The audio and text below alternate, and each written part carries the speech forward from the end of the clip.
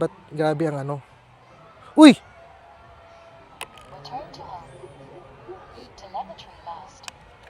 And I think I lost my drone somewhere. Few moments earlier. Dali, sama kayo sa akin. Magandang panahon. So, papalipad tayo. So it's 10 o'clock ngayon. Papalipad tayo ng drone. Ano po ba? Kagabi, I realized meron ako isang drone na hindi ko na ko-content. I already own this drone like magto 2 years na. My wife, niregalo niya sa akin to. December of 2024. Christmas, this is a 7-inch and this is made for long range. So, today, let's go in the mountain. Punta tayo sa sa the second highest mountain dito sa Negros. So first we have the Mount Canlaon. Nakapalipad na tayo dyan before. So meron kami 3 bukid dito na yun mataas yung mga major hikes. Isa na yung si Mount Canlaon. And then we have the other one sa Dumaguete, Valencia, Mount Talinis. And this one, Mount Mandalagan, yung dito lang sa, kumbaga, mother mountain ko.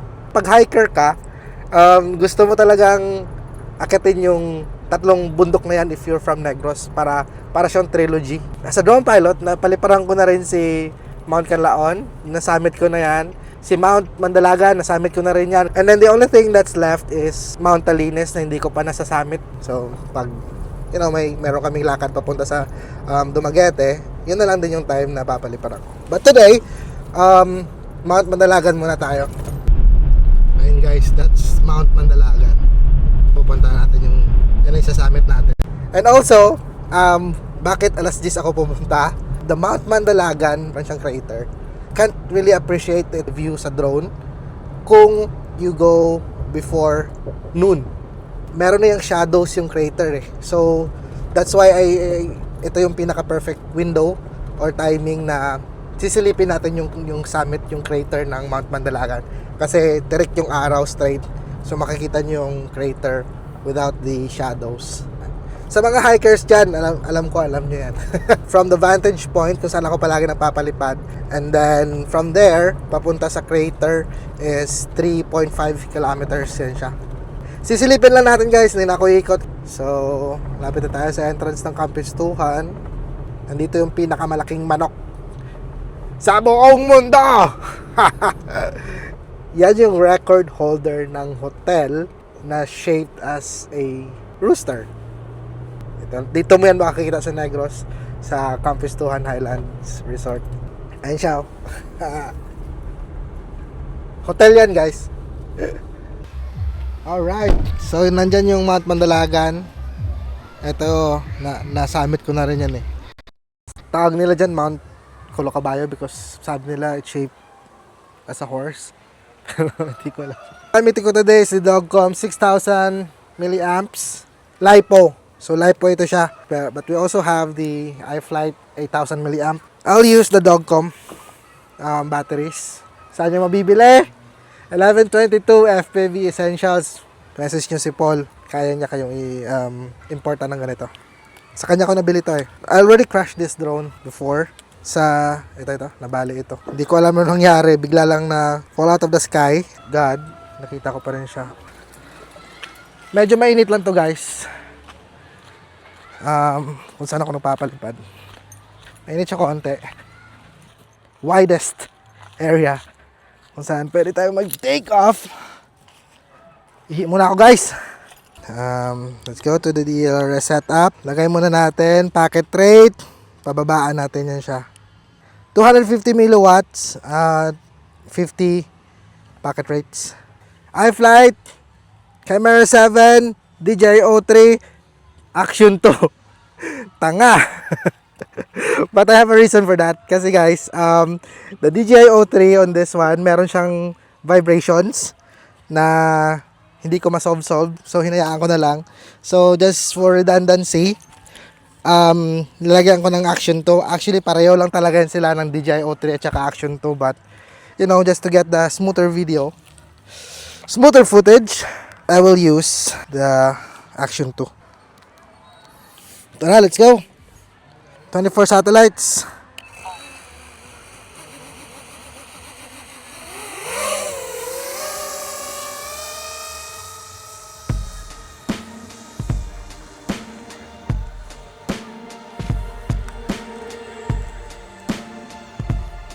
Lipad.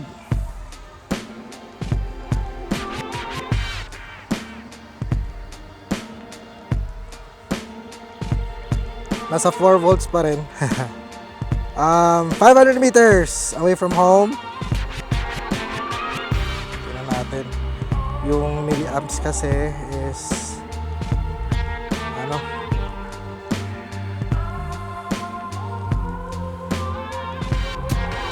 Okay lang ba yan? 30 milliamps, 30 amps.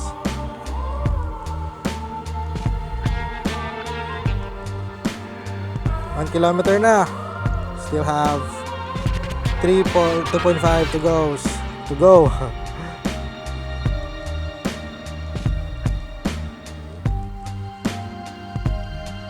Okay yung link quality Dito lang walang nakakatakot. Kasi pag dumaan ka dito and you go low, yun na. Pangit na ng ano ko Medyo mabilis yung ano ko, 80. Diyan tayo dadaan mamaya. 2 kilometers. Nasa sa 3.9. Silipin lang natin, guys.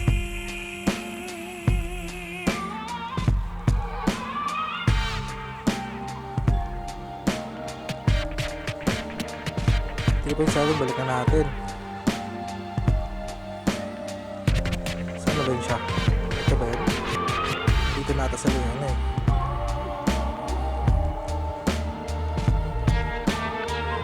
Nasaan na yun siya?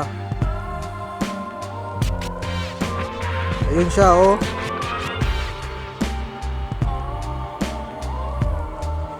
The quality is good. 250 milliwatts.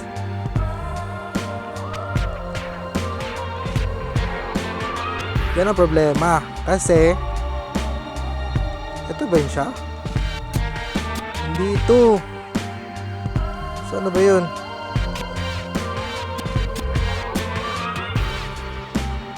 Problema, headwind tayo.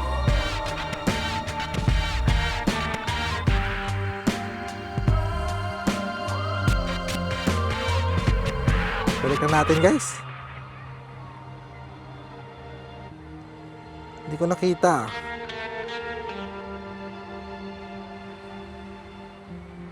Baka nandun sa kabila. Look what you've done to me.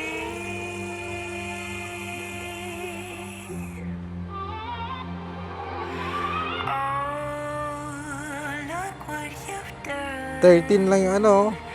to me. Ayun siya. Nakita ko na siya, guys. Ayun na. Silipin na natin.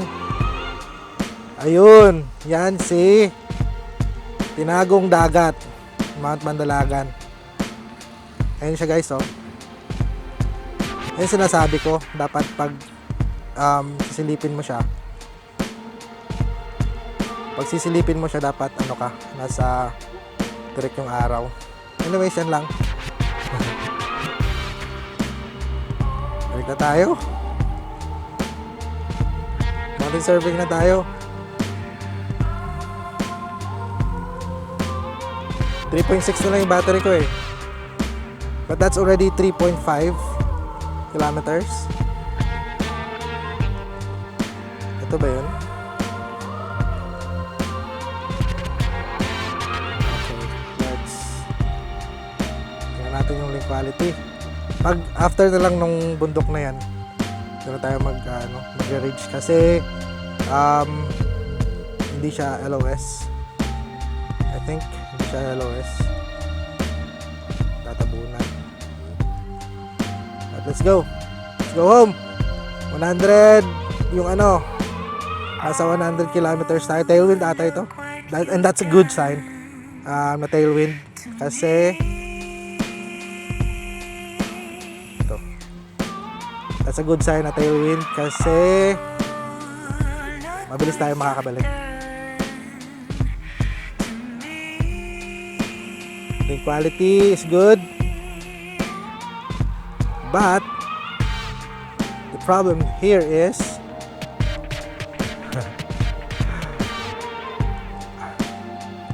yung goggles natin medyo hindi siya ganun kaganda. Yung reception nasa 7 na dito na ata ako sa kabila. Anyways, let's go back tayo dito. Daanan natin yung Campestuan for sure. Ito yung entry point pag nag-aano ka, pag tawag dito. I can hear the drone already. Daanan natin yung manok.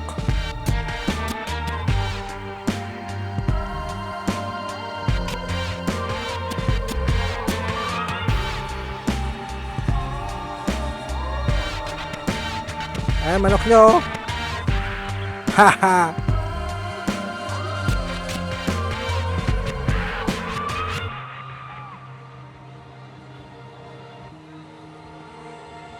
Ito na yung whole Campestuan, guys. Ayan, ayan, entrance dyan. And I think we still have batteries, but that's a really good flight. Balik na natin to.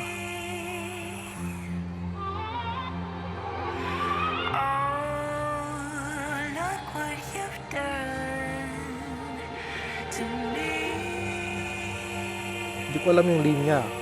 Maganda. Diyan ako. There I am.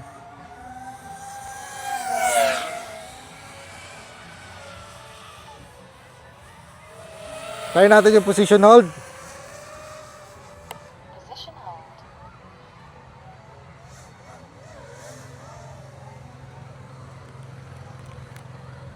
Saan siya?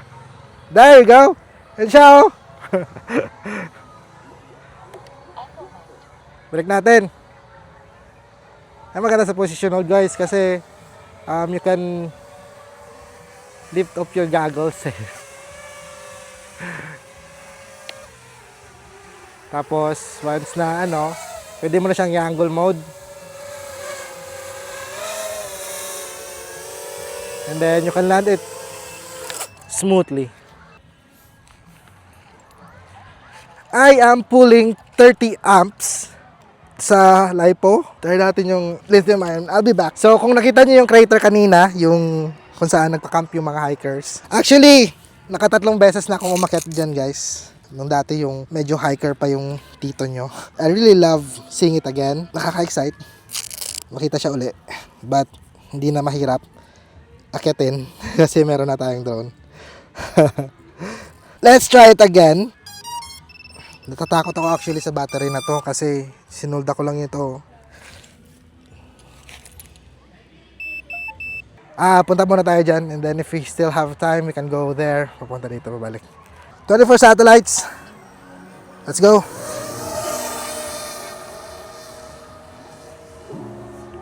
So medyo alam ko na kung saan didiretso. Kasi mali yung mali yung pinuntahan ko kanina.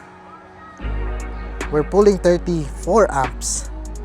Medyo siya ngayon kasi mas mabigat yung lithium ion. We have 8,000 milliamps na battery with that one. But yeah, we are running at 80 kilometers headwind.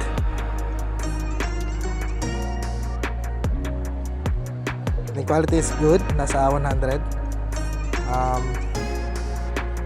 The bitrate is not kasi nga siya mababa yung lipad ko. So I think let's go up a little bit. Medyo malaki yung drone natin ngayon nahihirapan siya, medyo meron pa kasi siyang payload na camera na DJI Action 2. I don't know kung ano ko ba yun? Ang hindi ko lang alam if na pindot ko ba yung record nun. Anyways, we already consumed 1,000 milliamps. Malapit 800 milliamps and 1.8 kilometers na away.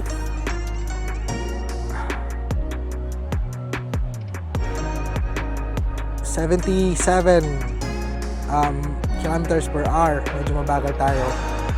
And I think it's normal kasi ano to headwind.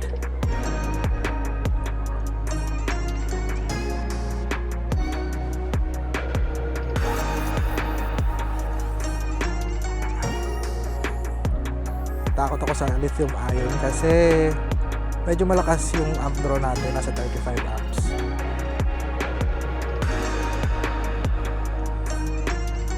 And we are really ascending very slow. 55 yung throttle. Tingnan nyo yan guys, marami nagsasabi sa comment na bibitaw yan pag mountain surfing, yung pocket malapit ka sa AGL, yung churva. Tingnan nyo guys, 100 pa rin naman yan I don't know, kasi yung nakikita nyo lang palagi is yung mali yung pangit sa isang product. How about concentrate on the positive side? Ano naman si Tito, nag-ano na naman. Nasaan na siya? Hindi yan Dito ba? Sa taas nito? Ito na ata yung sa akin. Wala. So, let's go down. So, yun pala punta tayo dun sa another mountain. So, let's go down here. And then punta tayo sa kabilang mountain. Oopsie! Medyo tataas ako guys taas ako konti. Kasi yung bitrate ko 7 Mbps na lang. Medyo malakas yung i-submit natin to. And then let's go back. 2,000 pala man yung this is the other peak, yung Pulo Caballo. And then let's descend from here. And the link quality guys, tingnan nyo yung packet at 250 milliwatts. Ito summit na to ng Pulo Caballo And summit na to, na-summit ko na to dati, malapit lang naman siya. And you can see the Campus 200 from here. And then let's go down. Medyo tricky yung part na to guys, kasi pag sinundan mo yung ridge below the na siya, magiging below na siya ng below the level kung nasaan ako ngayon. So pwedeng bibitaw yung tawag dito, bibitaw yung goggles ko later on. But I still have my bibitaw na. So I can't really go down any further kasi bibitaw na yan siya. But the link quality guys is still superb. You already consumed 3,000 milliamps of the batteries. And let's head back home.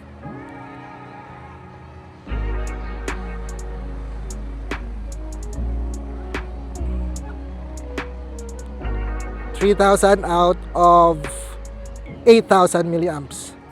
Punta tayo Campus 2. Daanan lang natin.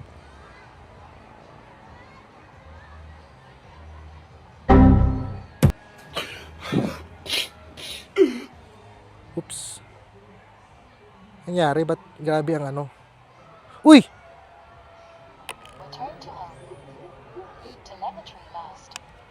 And I think I lost my drone somewhere. Doon. Nakita niyo medyo nag-blur siya. Tara hanapin natin. I don't think babalik pa siya. Nag-flick ko na yung return to home and hindi siya nakabalik. Kasalanan ko yun. Ara na. Telemetry is recovered. Nasa malapit lang siya. Oh, ang galing. Galing sumayaw. Malapit na talaga siya eh. But it's all good. Let's review the footage muna. Safety. Camera before loss. Ayun. I know. Santo. Doon. Boss, may nakita mo drone na to pa? Naigo sa lod? Dito na ito pa. Thank you, Gid. So, yan ang nangyari dyan, guys. So, Ilan mo na sa ito pa. hindi, okay lang na kayo. May tapon. Thank you, Gid. Thank you, Gid sa inyo, ah. Gamba, malagani ko yung sa naglikaw diyo. Takot pa daan? Gul, pila sa Nagtirek. nagkurog. Oo. Nangkoy, tumirek na rekada sa doon. Okay lang, thank you, Gid. This is my iFlight camera. Hindi ko alam na nangyari, but let's try to find out. Okay naman yung battery. Mainit lang siya. Alam niyo guys, first time ko mag-mount ng camera sa drone. And ito pa yung nangyari. Meron pa akong isang dito, but I don't think I would continue having to fly this drone. Wala na akong this is the second time na nag-crash siya. Hindi na ako confident sa kanya. So we retrieved the drone. I really think it was the best drone before. Yun daw yung king of long range eh. Bigla na lang siyang nag-vibrate. Ewan. Was it a pilot error? Maybe. I don't know. If ever, hindi na rin ako confident kasi 2 beses niya na yung ginawa. Well, yan yung adrenaline sa long range. I can still fix it.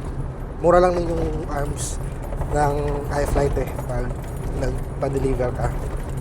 I'm looking at Deep Space Rock 7 for my next 7-inch because I love Deep Space. Baka naman Deep Space. I will build another 7-inch drone. Maybe 04 nang gagamitin ko this time. Using the, trip ko yung Deep Space eh. Baka bibili na lang ako ng 7-inch frame. So, till next time, I will build my own 7-inch. Ako talaga yung magbe-build para mas confident ako. So, hanggang dun lang muna guys. Next time. Let's go! Okay, almost home guys. Eto, pakita ko sa inyo guys. So, nakita yung bukid na yan.